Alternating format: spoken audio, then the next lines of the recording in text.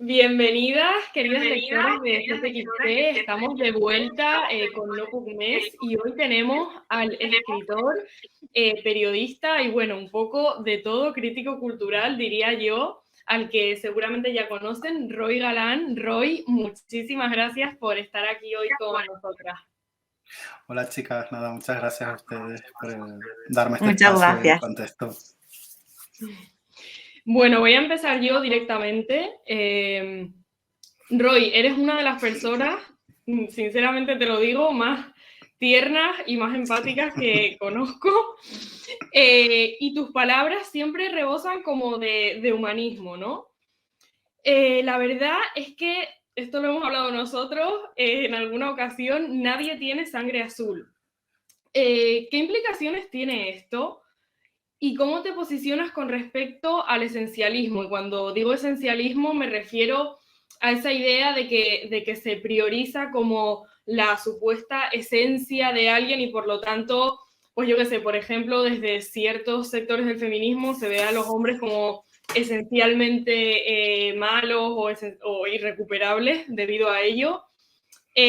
Como la gente que dice, por ejemplo, que X país tiene, pues yo qué sé, la crueldad en su ADN, que es algo que he visto dicho muchas veces, por ejemplo, de Estados Unidos, pero seguramente también de España. Entonces, bueno, eso es a lo que yo me refiero como esencialismo. Y te queríamos preguntar qué opinas tú del tema y cómo lo tratas por tu parte. Bueno, Tiare, yo creo que, bueno, es uno de los grandes temas, ¿no? Ahora que se ponen sobre la mesa, el tema del esencialismo. Yo lo he vivido en mis propias carnes, ¿no? Haciendo lo que hago. También puedo haber pecado de esencialista en otros momentos de mi vida, ¿no? Quiero decir que esto es algo que nos atraviesa a todas las personas y que vamos un poco como desmenuzando cuáles son aquellas cuestiones que nos parece que nos llevan a atolladeros o nos llevan a callejones sin salida. Yo creo que este es uno que nos lleva a un callejón sin salida, porque yo siempre me pregunto, o sea, ¿cómo podemos nombrar algo sin esencializarlo, ¿no? Sin perpetuarlo? Claro, esa es la gran pregunta, o sea, ¿cómo podemos construir pero a la vez destruir algo, ¿no? Que a la vez que estamos construyendo algo, lo estamos perpetuando, podemos moverlo después.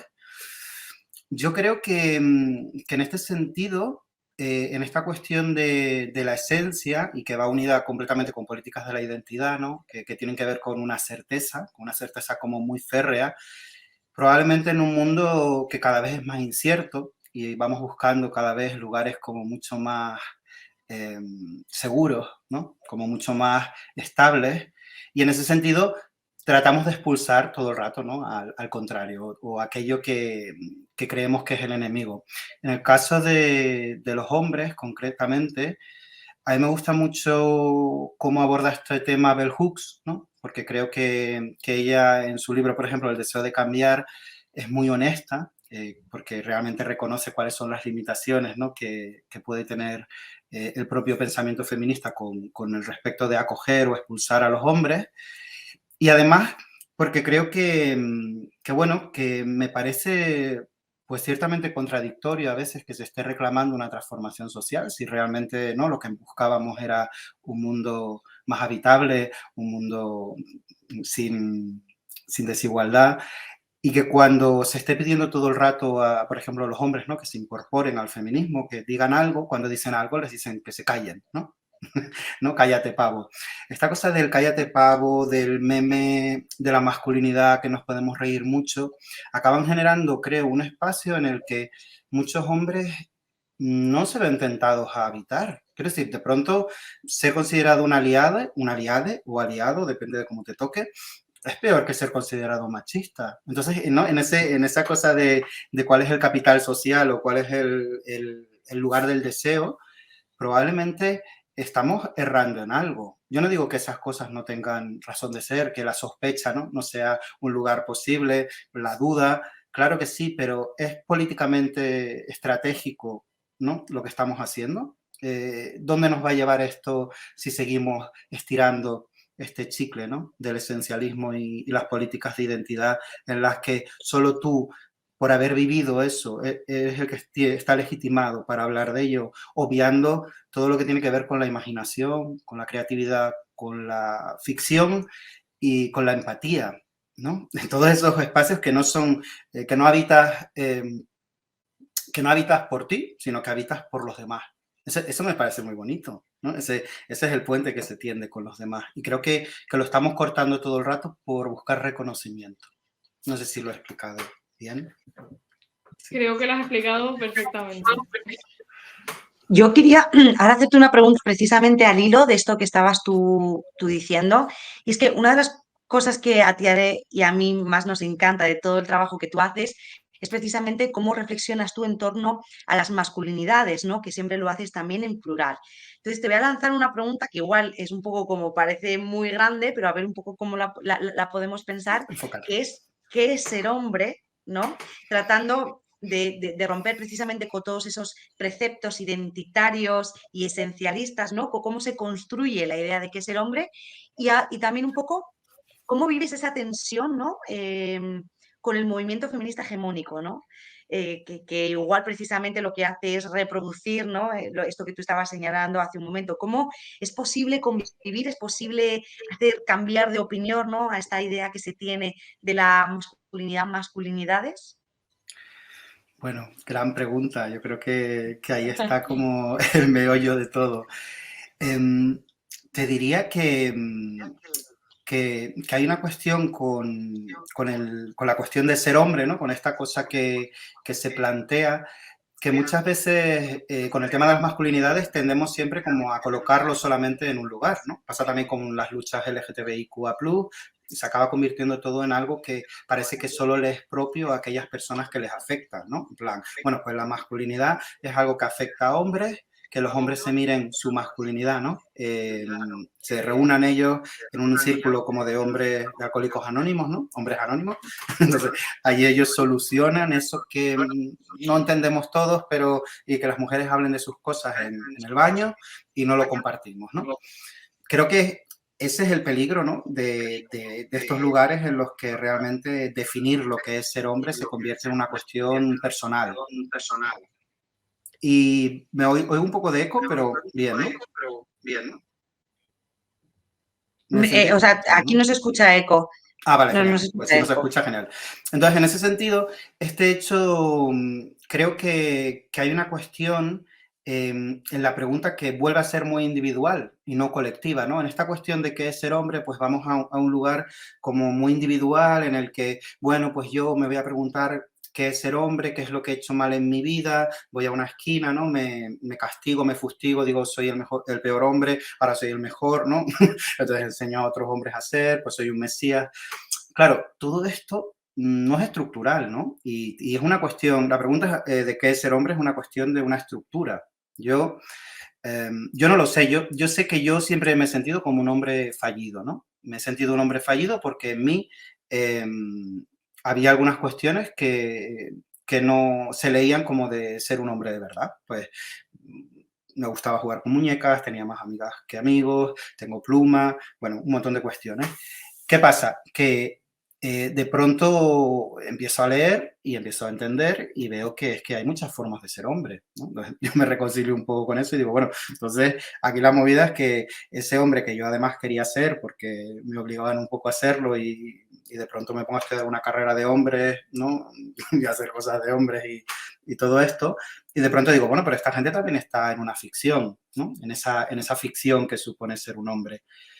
Yo creo que si hay tanto problema con eso es porque realmente los hombres no hemos pensado colectivamente qué es ser hombre, ¿no? Las mujeres llevan mucho tiempo preguntándose eso y ampliando los márgenes, pero los hombres han guardado un silencio tremendo, ¿no? Un silencio tremendo también por esa cuestión de que quizás no estaban invitados a esa fiesta, ¿no? También tenemos que hacer esa reflexión de por qué los hombres no han estado pensando colectivamente qué suponía ser un hombre.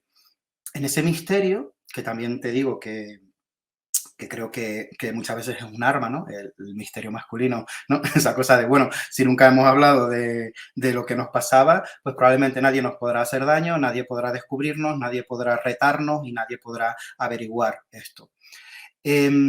creo que es muy interesante que se plantee, ¿no? A mí, yo lo que hago, cuando lo hago, y me preguntabas sobre las repercusiones que esto puede tener con el feminismo más hegemónico, a mí se me cuestiona mucho cuando hago algo desde una cuenta de Instagram abierta con mi nombre de usuario. Quiero decir que es que no lidero un país, ¿no? A veces parece que yo estoy abanderando algo cuando digo, bueno, yo tengo un Instagram que me abrí yo privadamente aquí en La Esperanza, en Tenerife, y pago mi wifi y ya está. O sea, tampoco, no sé, no soy tan importante.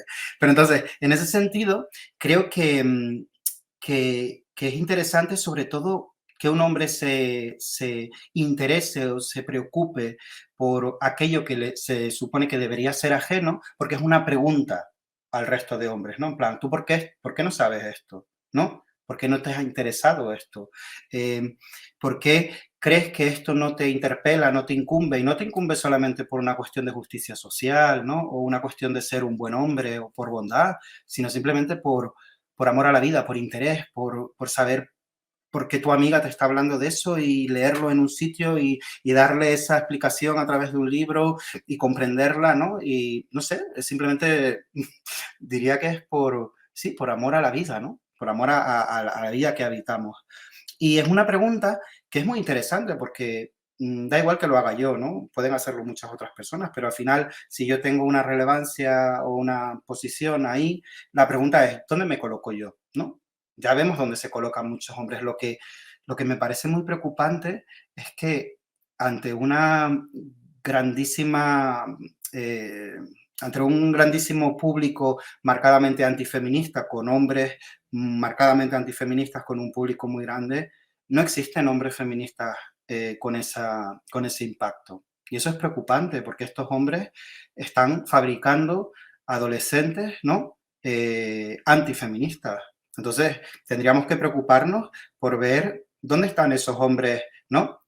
Porque cuando los hombres, incluso los hombres de izquierda, ¿no? Los hombres de izquierda como se quitan esa cosa de encima, dicen, esto no tiene que ver conmigo, yo estoy para otras cosas, ¿no? El capital y tal. Muy bien, pero entonces no se implican realmente en una cuestión. Parece esa cosa como de, bueno, eso que lo hable la secretaria, ¿no? O la chica feminista del grupo, o la de la empresa, o del periódico, o la chica, que lo hable ella porque ella es la que sabe de esto.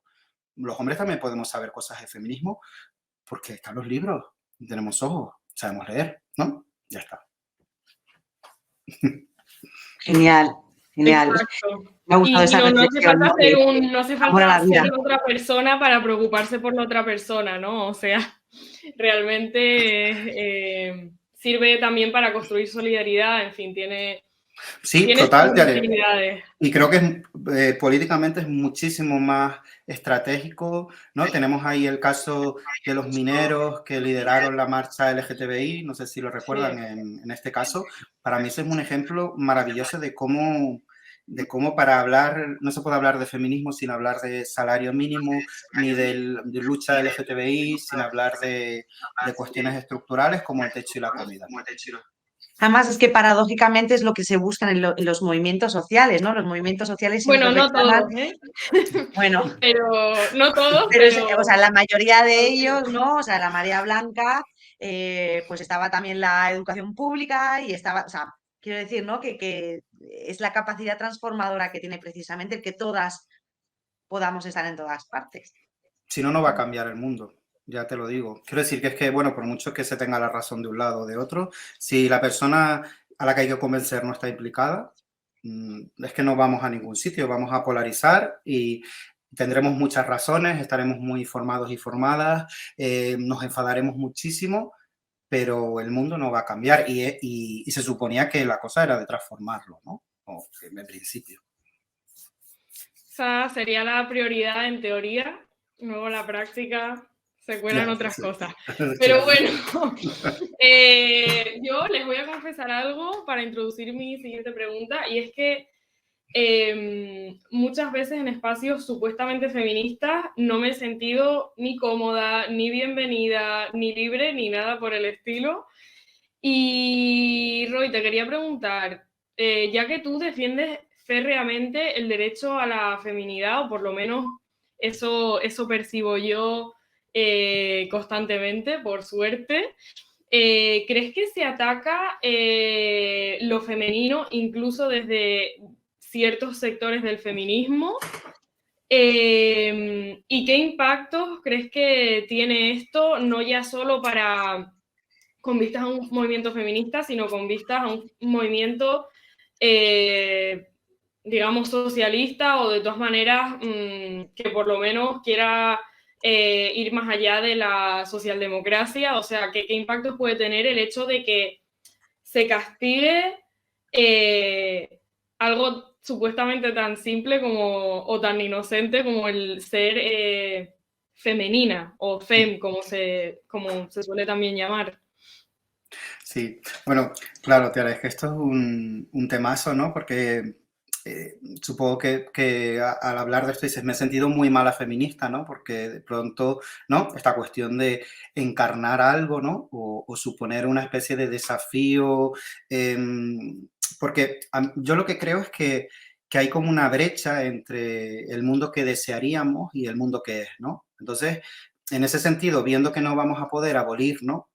el mundo que es, intentamos un poco como culpar a otras personas de que ese mundo no llegue, ¿no? En ese sentido. Entonces, creo que en esta cuestión que tiene que ver um, con que hay una especie de lugar que, que realmente produce como un poco de rabia quizás a algunas personas, porque realmente la cuestión de nuestra expresión femenina o masculina no tendría por qué ser un problema, ¿no? Quiero decir, cuando nos ponemos a decir hay que abolir el género, ¿no? De hecho, bueno, acabo de hacer un curso ahora mismo, acabarlo con Miquel Misé y Clara Serra, maravilloso.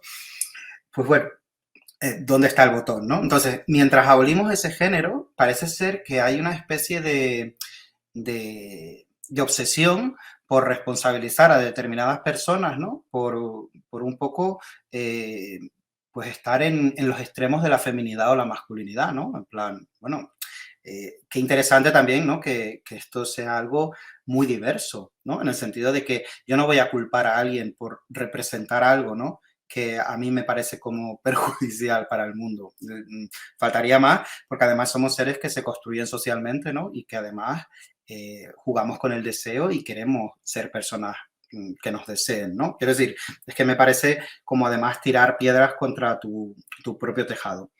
Y en ese sentido, creo que la culpa, ¿no? Que generar culpa en aquellas personas que no son lo suficientemente o que no, o que reproducen algún tipo de cuestión con la que yo no estoy de acuerdo, que yo sí que lo estoy, es decir, a mí me parece como muy interesante que todas las herramientas que estén ahí se utilicen, ¿no? Quiero decir, la feminidad o la masculinidad en sus extremos son herramientas también, quiero decir, son herramientas del género y además eh, diría que además de ser una opresión, ¿no?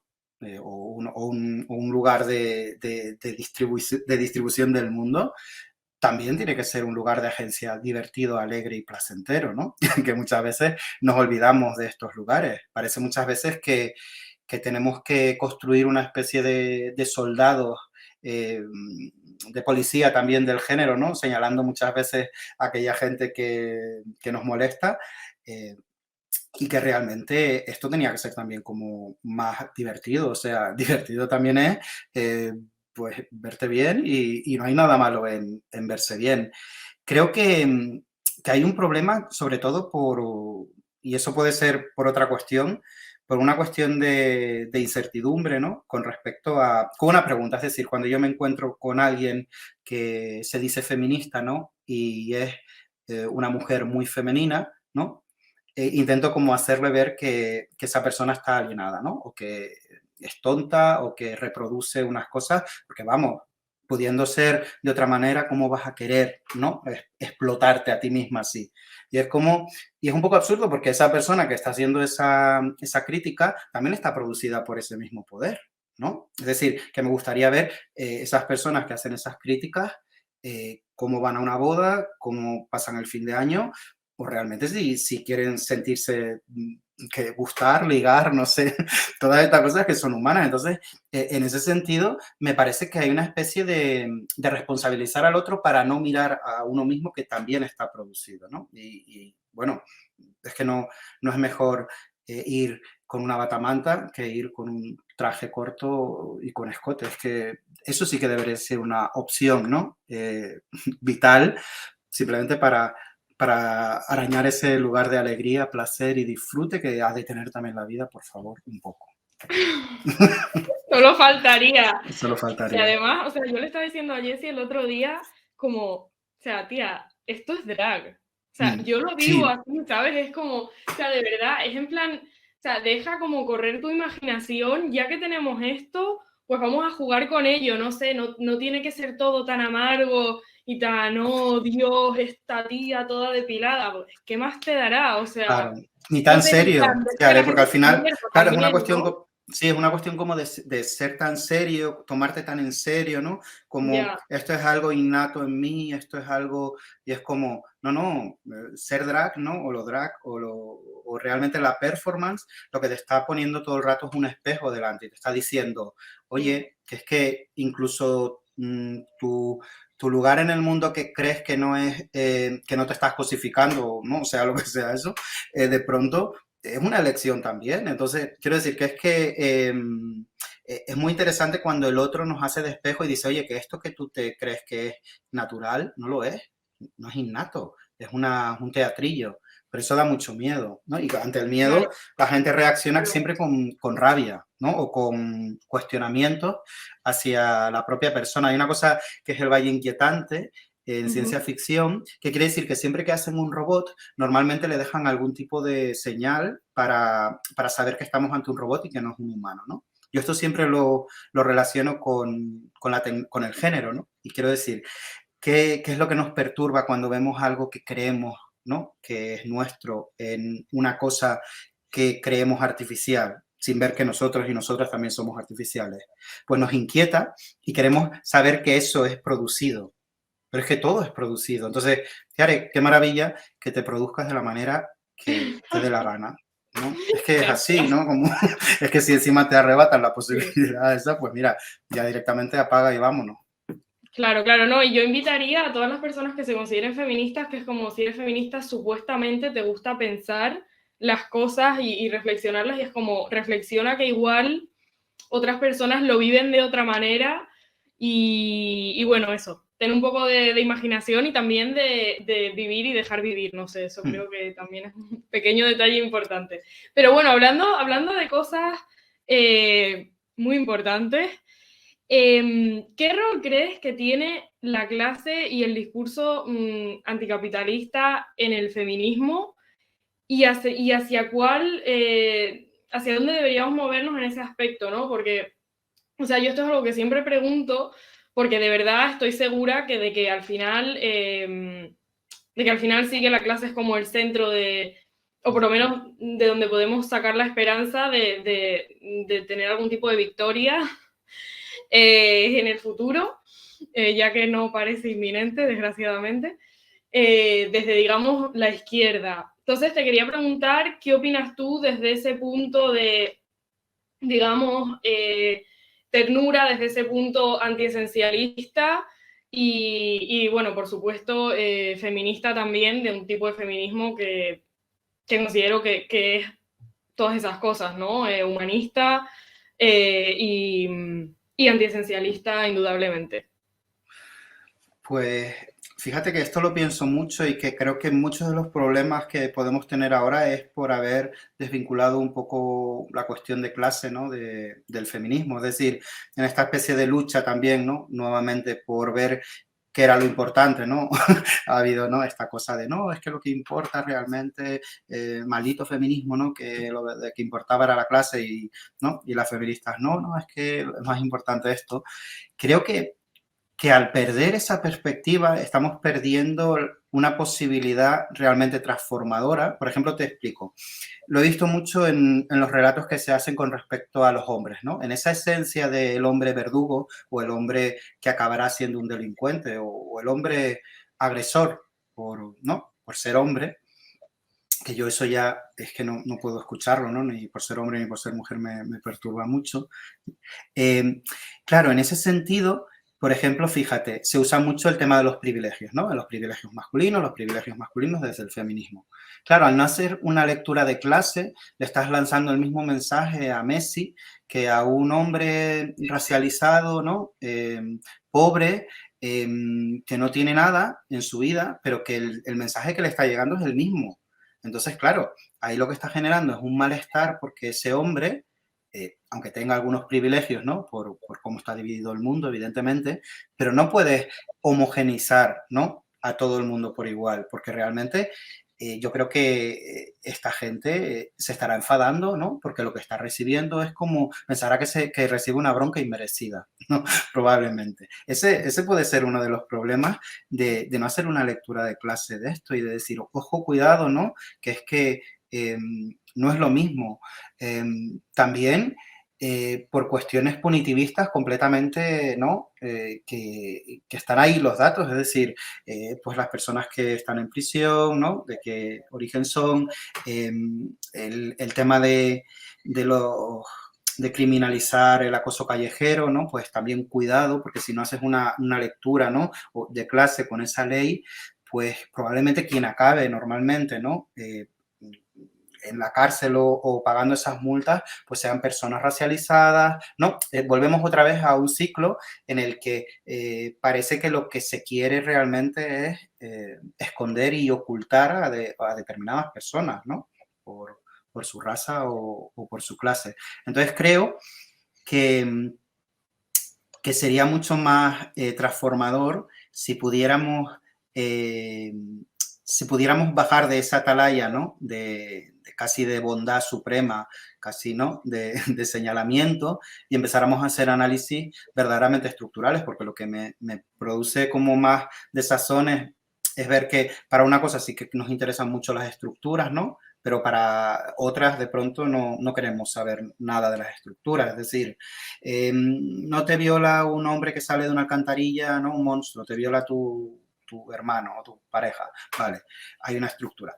Puede ser cualquiera, pero ahora, bueno, es que los hombres llegan a ser hombres por una serie de malestares. No, esos malestares no me preocupan, ¿no? Entonces, claro, en ese sentido, esos malestares también son malestares de clase. Es decir, pues si queremos hablar de las masculinidades, hablemos del ingreso mínimo vital, hablemos de la frustración de los hombres por tener que trabajar las horas que hay que trabajar, hablemos de si eso no genera violencia, ¿no? Y si la violencia de género no estará íntimamente relacionada con una violencia laboral también, ¿no? Es decir, ¿qué es la violencia y la frustración? Pues la imposibilidad de controlar, ¿no? Y de generar otros espacios de otra manera. Entonces, creo que no hablar de eso lo que hace es generar monstruos que no están en la sociedad, ¿no? Y es mentira, ¿no? Porque para atajar el problema de la violencia machista hay que hablar de la clase y hay que hablar de qué podemos hacer por el bienestar de los seres humanos para que eso no cristalice en violencia. Tal cual. Pues fíjate, en ese horizonte que planteas, ¿no? Ese horizonte que esperamos que esté más cerca que lejos, ¿no? De esa necesidad de hablar. Yo quiero señalar aquí que yo considero que tú haces un trabajo increíble, sobre todo en el marco de las redes sociales, precisamente en hablar de cosas, en señalar cuestiones que van desde la violencia política que recibe una ministra hasta el último el documental de Harry y de Meghan. Y un poco recuperando esas stories y ese post que hiciste sobre ese documental, es que claro, aquí nos has pillado que a Tiare y yo somos, nos encantan todas estas cosas, todo lo que sea cultura popular, todo lo que sea Sí. familias reales y todas estas cosas, pues mira, yo, Tiare, somos muy culpables las dos, pero muy, muy, muy Sí. culpables. Muy, Y bueno, muy. Lo admitimos. lo admitimos. Sí, yo igual, me lo comí. Yo también me lo comí.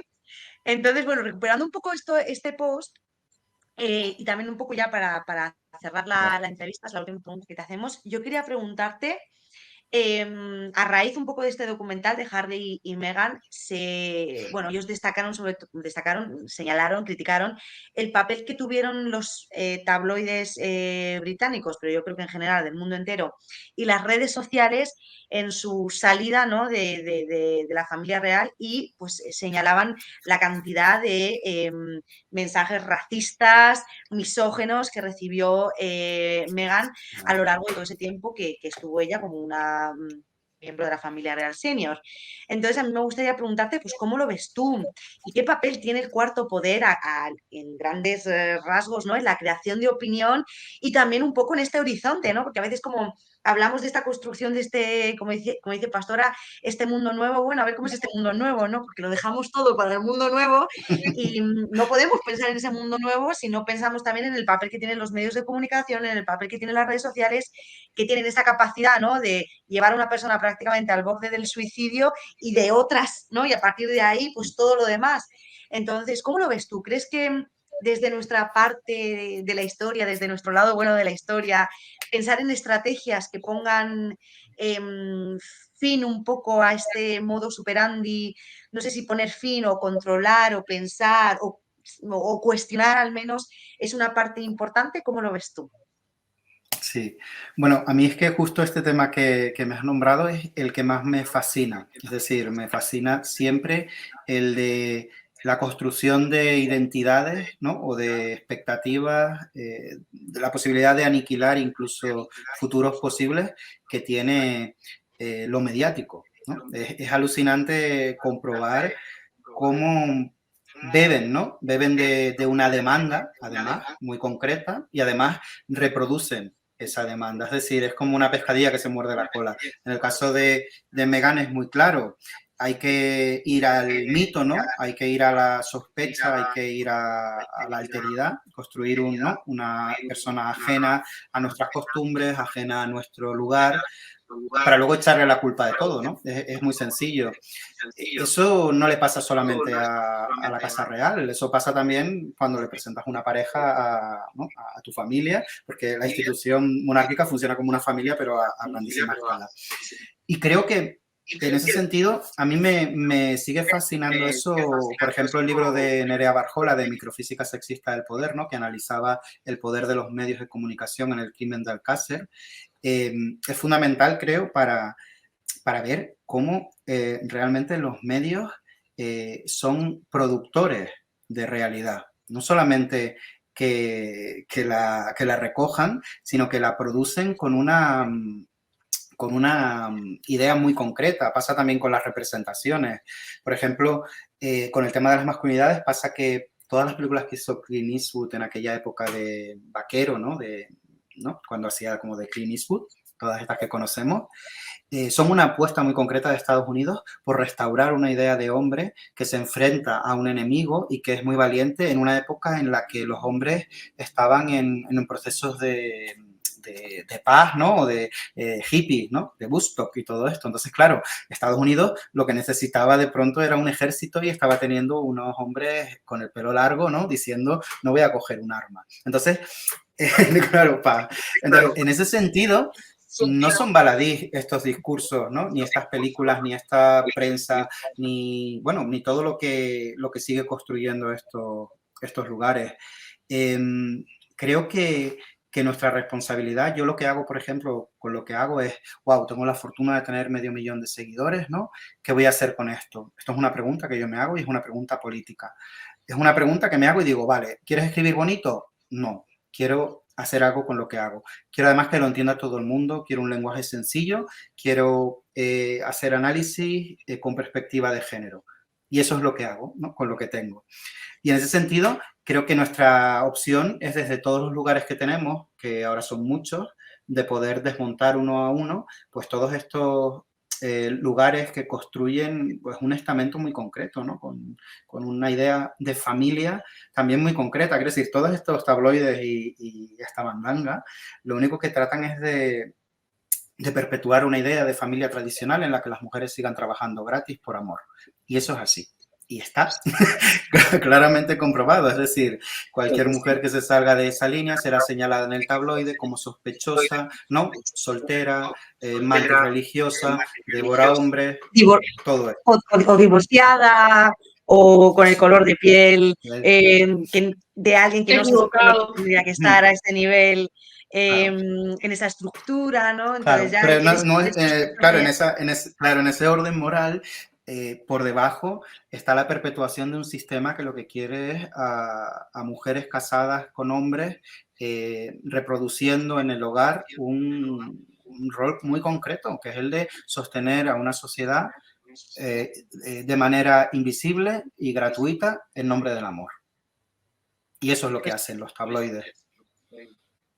Y Roy, ¿no crees que también hay hacia, por ejemplo, el caso de Meghan, ¿no crees que también hay como cierta envidia? En plan, tú ves a esta mujer tan guapa, ¿sabes? En plan, que bueno, que te puede caer mejor o peor. Yo, hay cosas que estoy más de acuerdo, cosas que menos con ella, la verdad. Pero aún así es como tener como ese odio como tan profundo hacia una persona que francamente no conoces. Me parece como que está como dejando ver que realmente a lo mejor lo que le tienes es envidia, no sé, es que me parece, francamente no puedo evitar pensarlo, o sea, no puedo evitarlo. Pero, Tiare, es así, es decir, hay odios que son irracionales y cuando son irracionales es que son producto de una envidia, porque te gustaría hacer eso, ¿no? Y la única forma que tienes de afectarlo es odiándolo. El amor y el odio es lo mismo por eso, porque es una cuestión de afectar a alguien. Es decir, cuando Britney Spears se rapa la cabeza y enloquece, mucha gente se alegra porque la humaniza, pero porque la ama. Entonces dice, ay, qué bien, es como yo, ¿no? En ese sentido, el odio a Penélope Cruz es irracional, porque es lo mismo, ¿no? Es como, podría haber sido yo porque es mi vecinita de al lado, ¿no? ¿Sabes? De donde sea, de Madrid, y de pronto ya no es ella, es una superestrella, o Meghan igual. Me hubiera encantado encontrar a un príncipe, ¿por qué no soy yo? En el documental, además, esta cosa que decían que era que el odio a Meghan Markle en redes, en Twitter, partía de 83 cuentas solo, de mujeres blancas, amas de casa, de clase media. Claro, ahí volvemos a ver quién perpetúa, ¿no? La idea del amante, de la otra, de la buscona, de la mujer de otro color, ¿no? Que el otro color de piel que no es el que debería. Pues es un grupo de mujeres que están construyendo feminidad, ¿no? Señalan a la puta. Señalan todo el rato a la esa, ¿no? Entonces, ¿qué hacen? Yo soy una ama de casa probablemente frustrada y mi única forma de canalizar esta frustración es generar odio hacia otro tipo de feminidad. Porque en el fondo he descubierto que también era un fracaso, ¿no? Este lugar que me ha tocado, que era de más deseable, digo, vaya estafa vital más gorda.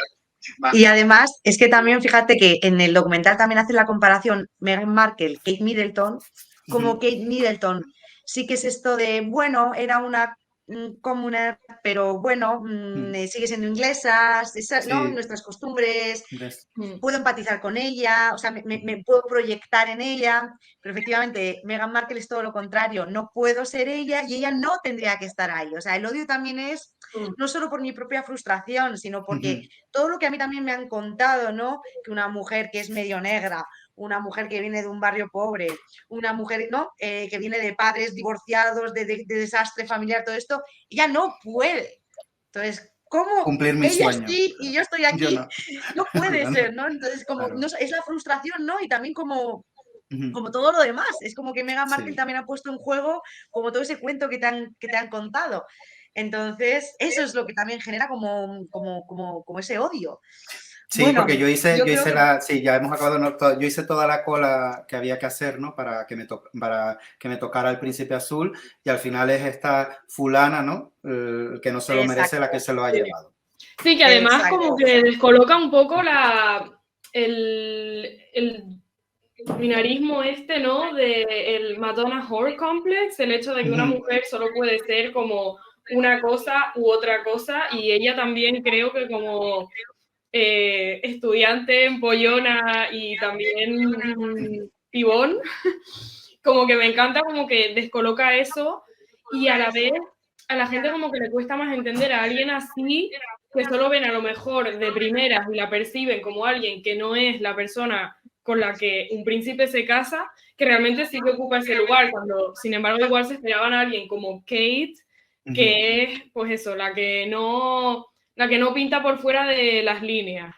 Claro. No sé si se dice en español, pero, Sí, pero sí, bueno, sí. ustedes me entienden.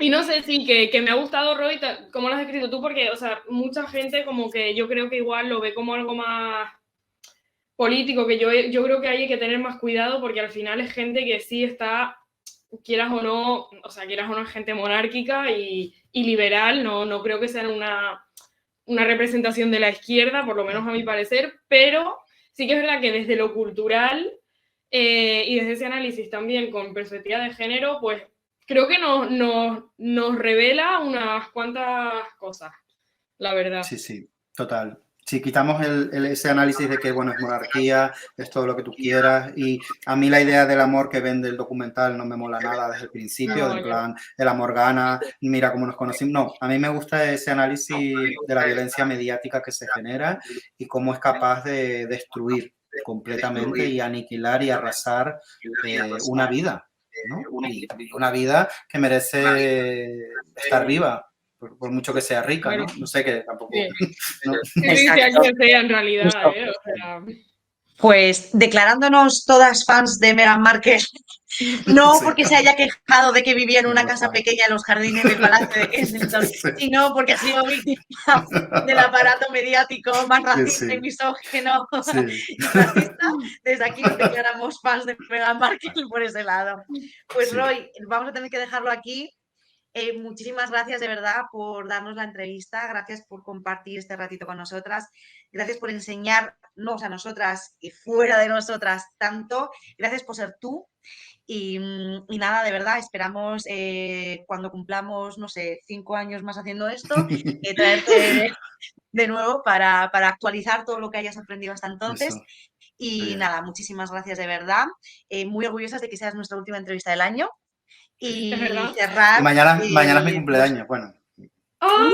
Mira, muchas cosas que celebrar tu cumpleaños.